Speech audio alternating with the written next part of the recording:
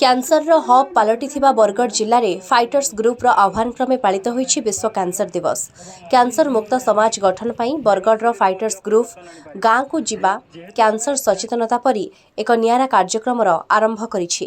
ବରଗଡ଼ ଜିଲ୍ଲାର 12ଟି ବ୍ଲକ ମୁଖ୍ୟାଳୟରେ cancer ଜାଗରୁକତା run walkathon କାର୍ଯ୍ୟକ୍ରମ ମାଧ୍ୟମରେ ଜନସାଧାରଣଙ୍କୁ କ୍ୟାନ୍ସର ସଚେତନତାର ବାର୍ତ୍ତା ପହଞ୍ଚାଇବାର ପ୍ରୟାସ କରାଯାଇଛି। ଭେଡେନ୍ ଗୋଷ୍ଠୀ ଉନ୍ନୟନ ଅଧିକାରୀ ତ୍ରିପୁରା ମହାନନ୍ଦଙ୍କ ପ୍ରତ୍ୟକ୍ଷ ତତ୍ତ୍ୱାବଧାନରେ ବିଶ୍ୱ କର୍କଟ ରୋଗ ଦିବସ ପାଳନ ହୋଇଯାଇଛି। ଭେଡେନ୍ ହାଟପଦାଠାରେ ଏକ ସଚେତନତା କାର୍ଯ୍ୟକ୍ରମ ଅନୁଷ୍ଠିତ ହୋଇଥିଲା। ପରେ ଭେଡେନ୍ ବିଡିଓ ତ୍ରିପୁରା ମହାନନ୍ଦ ପତାକା ଦେଖାଇ ରାଲିକୁ ଶୁଭାରମ୍ଭ କରିଥିଲେ।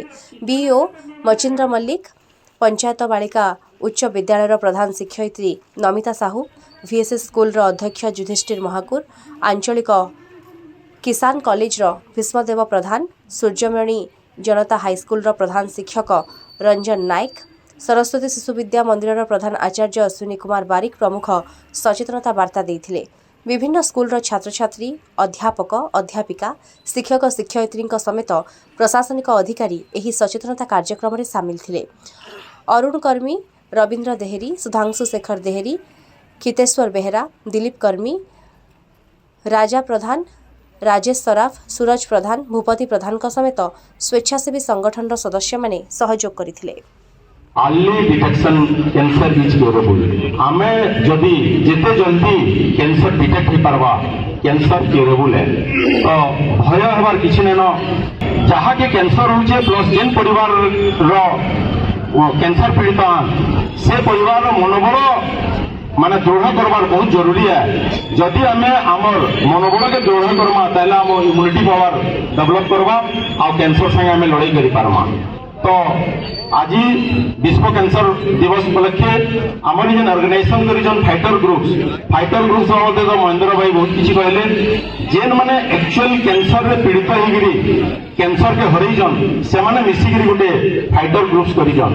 आ से फाइटर ग्रुप्स रो मेन मोटो हला जे केनतेगिरी अर्ली डिटेक्शन हो कैंसर टा प्लस केन के जाइगिरी बेटर ट्रीटमेंट पाई पारिबे।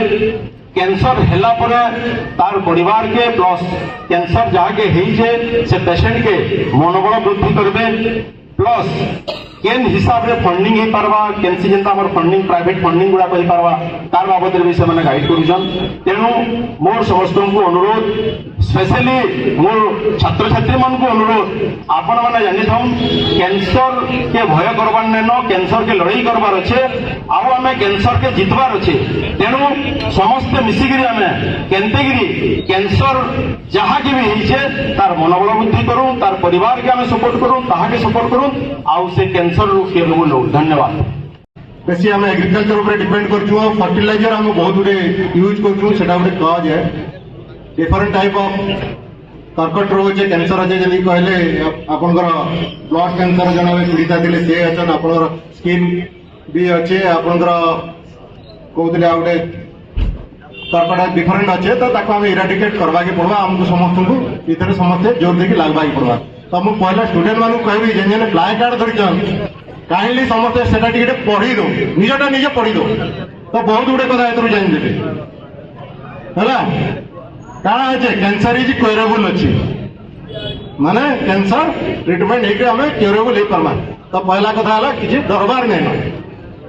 द्वितीय कथा हला हम लुचे देसु बहुत गुडे जिनिस हम लुचे देसु काहे कहला हमहु काले या कैंसर हे बोले अलगा माने अलगा फील करबे बोली लुचेवा नै न। घरे भी बहुत गुडे लोग किसन निजर फैमिली मेंबर के भी नै कह जे मोर घर लोग बेसी खर्चांत हो किंतु आज से समय उठी जाइए प्राय फ्री रे सब जाक कैंसर हॉस्पिटल को आम चिकित्सित हो पार्छु कि लगी उत्तम माध्यम दरकार जेनटा कि आमर अश्विनी दर्जी बाबू फाइटर ग्रुप्स माध्यम रे बरगढ़ के गोटे सुजोग देइछन जे बरगढ़ अंचलवासी जार जी जहाँ है से जोगाजोग कले प्रॉपर ट्रीटमेंट करवार सुविधा कर देबे।